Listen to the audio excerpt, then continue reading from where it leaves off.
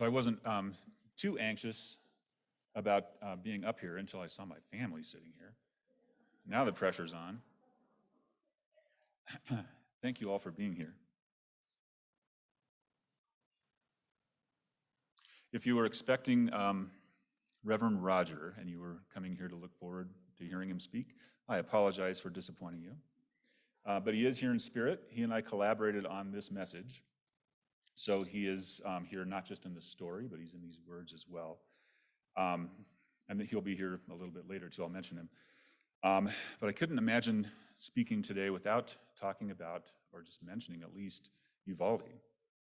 And it brought up the first question, when are we going to have a national day of mourning for the victims of mass shootings and the domestic terrorism that so many people in this country have to face on a daily basis? I don't typically quote from Facebook, but when I do, ... But recently saw this meme that says, let's take a moment to honor the sacrifice of our brave school children who laid down their lives to protect our right to bear arms. So let's take a moment to do that.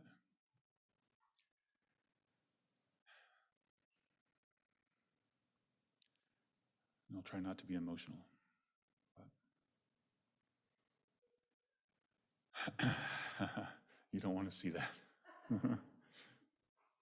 So let's bring Roger's spirit here even a little more fully with a reference to his beloved Carl Sandburg. Can you hear me okay over here? There's a speaker behind me, so I can never tell. Carl Sandburg served in the Spanish-American War. I didn't know that before. He later wrote a piece called Ready to Kill, in which he suggests that he will only pay respect to a war statue after various monuments have been erected to honor the many others who sacrificed themselves in multiple ways. Russia's unprovoked war in Ukraine has made all of this even more relevant right now, on top of everything else we've all experienced the last couple of years. Now this.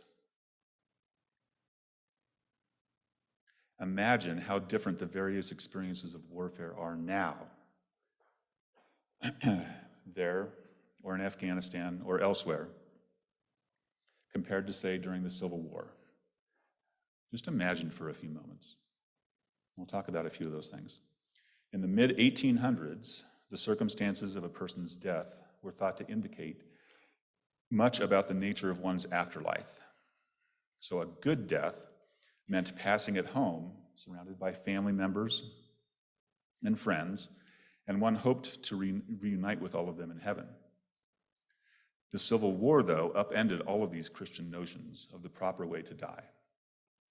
On the battlefield, most soldiers died alone, anonymous, without comfort, their families unaware of their fate.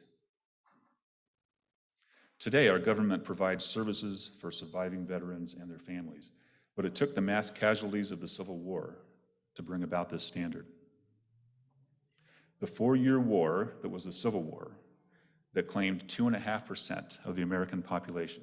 2.5%. Can you imagine that? 640,000 soldiers. Caused the government to recognize the responsibility it owed to its soldiers and citizens, transforming the relationship between the nation and its people forever. Back then, there was also no effective ambulance corps to transport the wounded.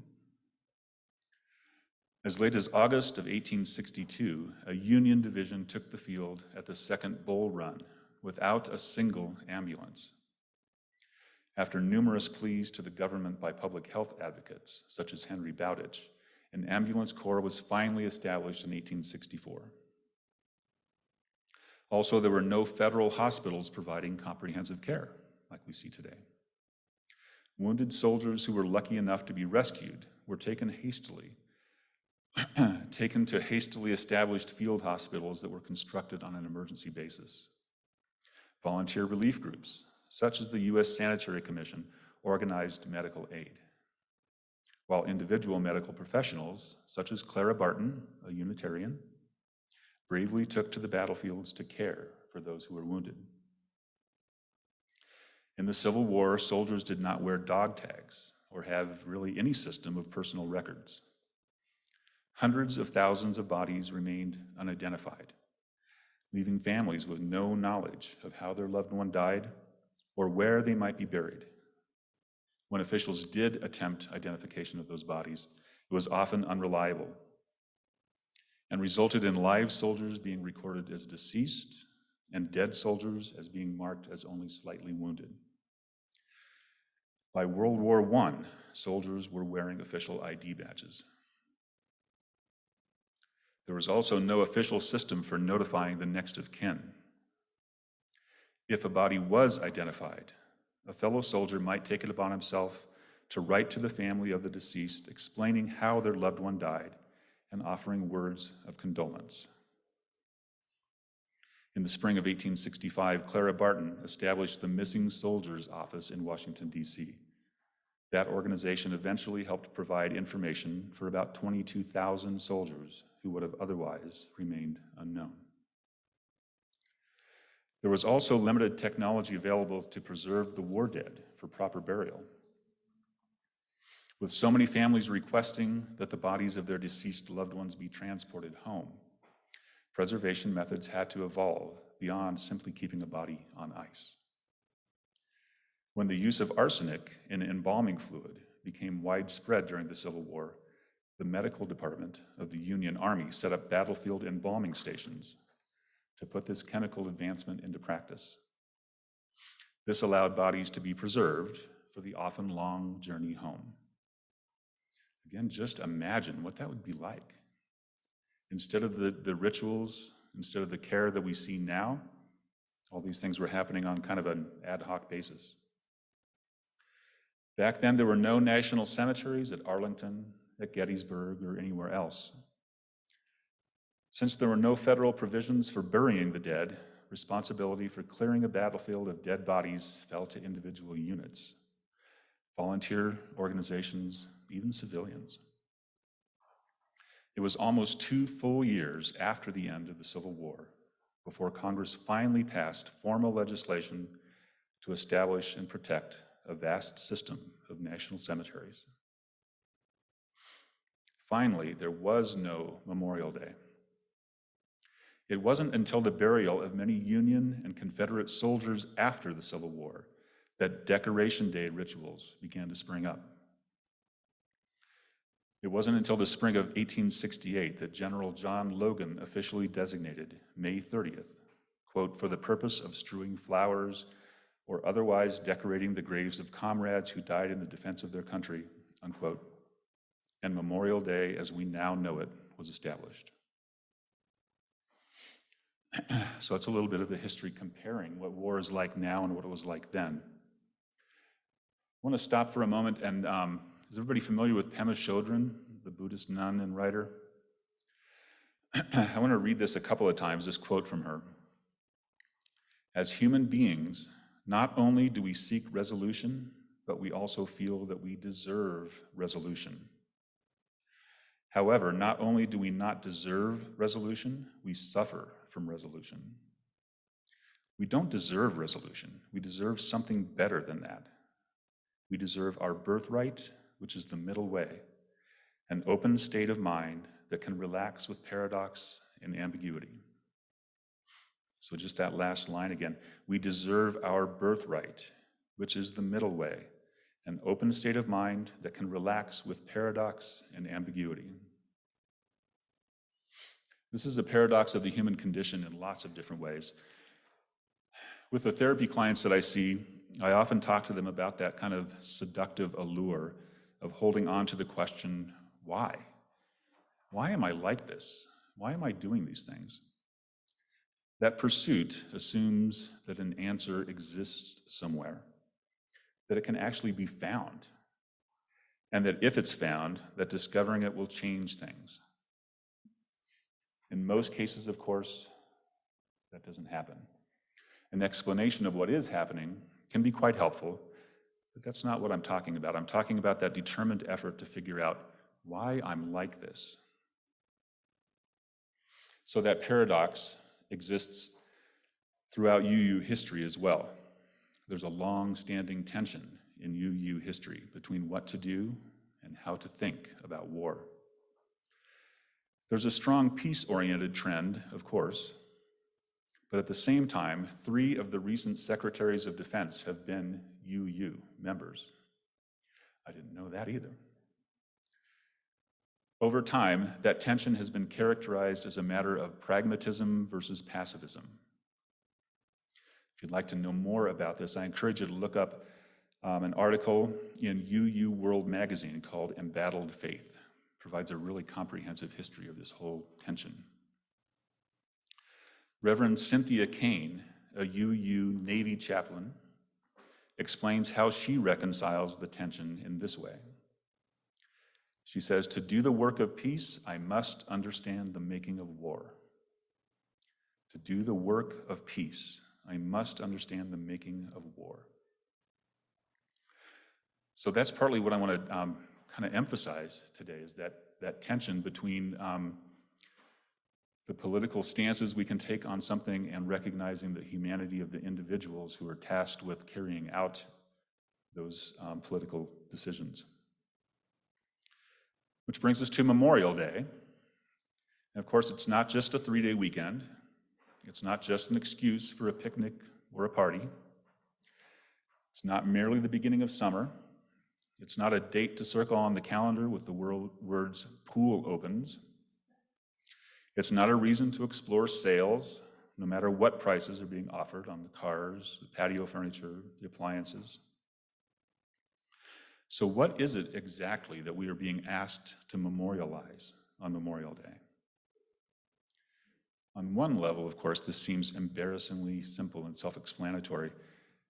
It's a matter of remembering and honoring the people who have sacrificed their lives in service to our country, in service to the ideal of freedom.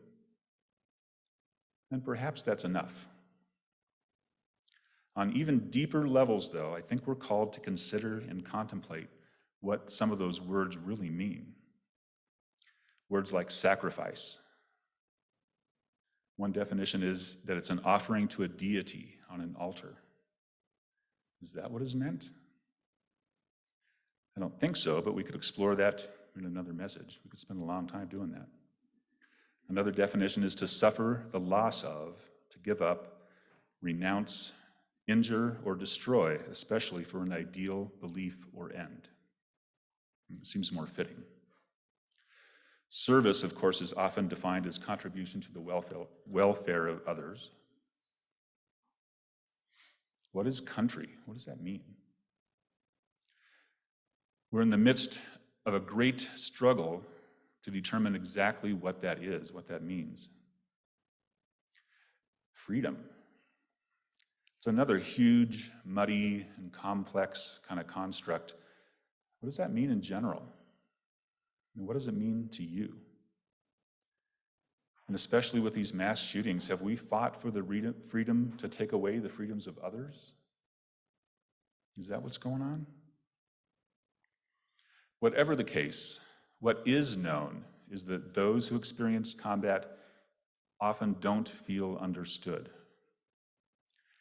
Just think back in World War I, about 10% of the population served in the armed forces in some capacity. And today that number is less than 1%. Civilians in general don't understand the process of the military. They don't understand the experiences of service members. It makes sense in some ways to have such a wide gulf of understanding. Our minds really aren't made for comprehending the way war involves suffering, grief, death. We tend to avoid those experiences. But what happens then to those who are not understood, to those who are even misunderstood? They can develop reactions of anger, feelings of confusion, isolation, alienation. Hopefully, in some context, everyone here knows how powerful it can feel to be understood. It can also be powerful to know that someone else is striving to understand you, even if they miss the boat somehow. just the fact that they're trying. So yes, we remember and honor those who have died while in service. Doing so is very appropriate, but I want to contend that it's not enough. A great many people experience ongoing psychological combat, and a tragic number of them end up dying by their own hand, whether explicitly and explosively from a self-inflicted gunshot, or through reckless and self-destructive behavior that might involve substance abuse, dangerous driving, other activities that might lead to accidental death. Our understanding of the nature of those psychological wounds has changed over time, of course. Soldiers in the Civil War were often diagnosed with an irritable heart. They were referred to as being dispirited. And they often experienced what we know of today as flashbacks in terms of hauntings or being possessed. World War I combatants experienced shell shock. I'm guessing everybody's heard of that. And the term PTSD did not enter the modern lexicon until 1980. More recently, the experience of moral injury is being explored and explicated. And that seems to cover a lot of ground, things that we had missed before. But this awareness that's evolved has emerged only haltingly in a cycle of ignorance, denial, understanding, and still more ignorance that has a disturbing resemblance to the intermittent attention given to the ravages of mass shootings in general, that same kind of cycle. So if you're interested in exploring these topics further, I have some suggested readings here. I'm hoping this works. One of those is Karl Marlante's book, What It Is Like to Go to War. A couple of books by Jonathan Shea, including Odysseus in America, Edward Tick, Warrior's Return, our own Sarah Hotzinger, Beyond Post-Traumatic Stress, Homefront Struggles with Wars on Terror, a book by Brian Turner called Here, Bullet. And this last one is a collection of poetry. War and poetry, believe it or not, have been companions for many, many years. In fact, that Memorial Day tradition of wearing poppies stems from a poem written in 1915 called In Flanders Fields by John McCrae. So speaking of poetry, it's okay if I leave this here? Or should I take this down? I'll leave this here. Speaking of poetry, I'd like to introduce Tim Whalen, who's a retired colonel from the Special Forces, also a poet. His credentials are up here. He's going to share a poem he's written with us.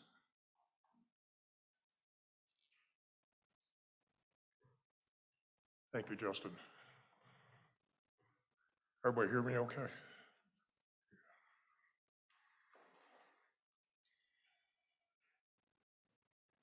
Yeah, Memorial Day, Justin addressed it really well. We remember our dead. In Special Forces, small units, 10 men maybe, serving together for years, if not decades. And it's a cliche to talk about brothers and brotherhood, but in this case, it's a reality. And so I wrote this poem titled Heart Patrol. According to the U.S. Army Infantry School, also known in some circles as the Fort Benning School for Wayward Boys, there are three kinds of patrols: raid, an attack against a stationary target to kill or capture enemy personnel and capture or destroy enemy equipment; ambush, an attack against a moving or temporarily halted target for the same purposes; reconnaissance, to gather information, usually in support of a future raid or ambush. Well, today I discovered a fourth kind of patrol as I hiked along a ridge far above Santa Fe. I wasn't even sure that I knew where I was, except that I'd achieved what I wanted: to get away from the living so I could spend some Memorial Day time walking with my dead.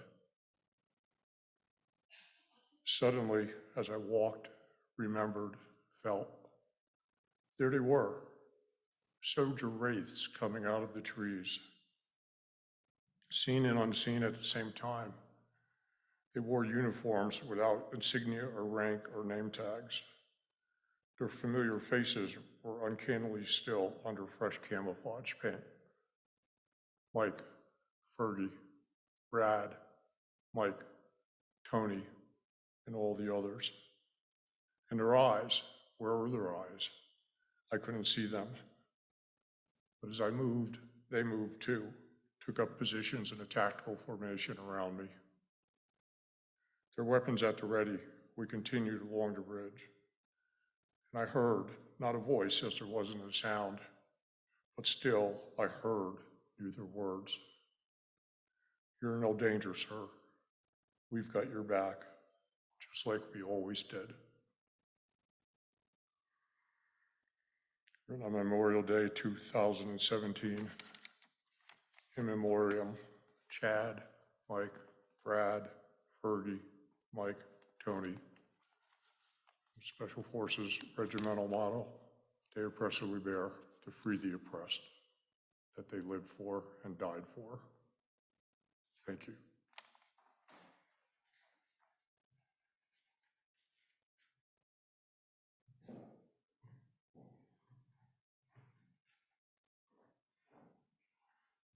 Tim, thank you for sharing that. Again, the poem was called Heart Patrol.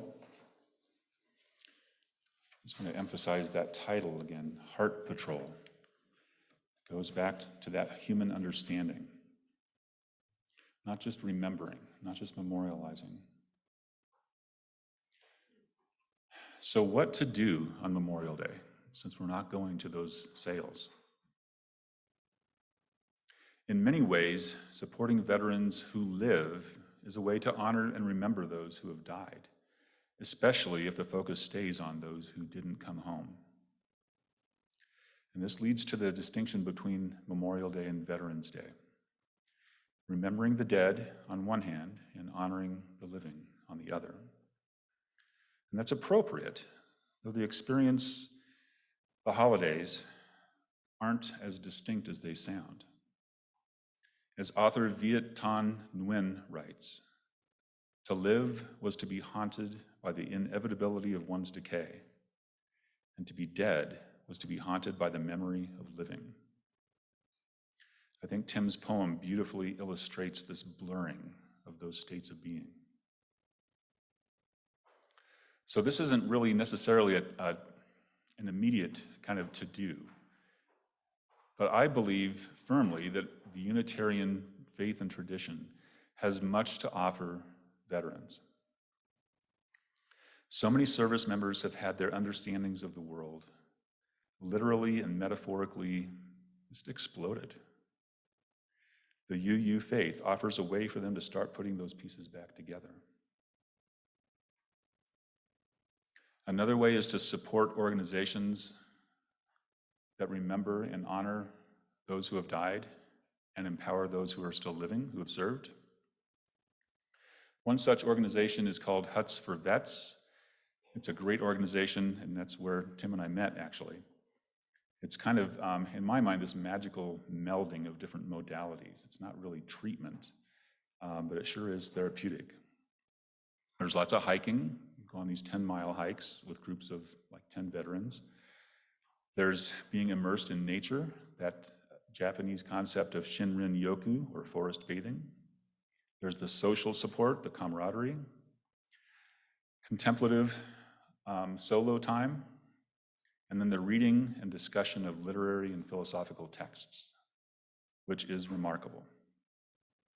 And maybe you think that I've crossed the line into that Veterans Day tribute again, but consider the origins of organizations like this. On those huts, we go to huts in the 10th Mountain Hut system, and that system was built by soldiers who returned from World War II in Europe, and partly in memoriam to their fallen comrades, and partly to recreate what they had seen in Europe. And part, of course, of what they were fighting for, often dying for, was for those vast expanses of wilderness. Other organizations that you can support include groups like Wounded Warrior Project, Team Red, White, and Blue, both of which have local offices here.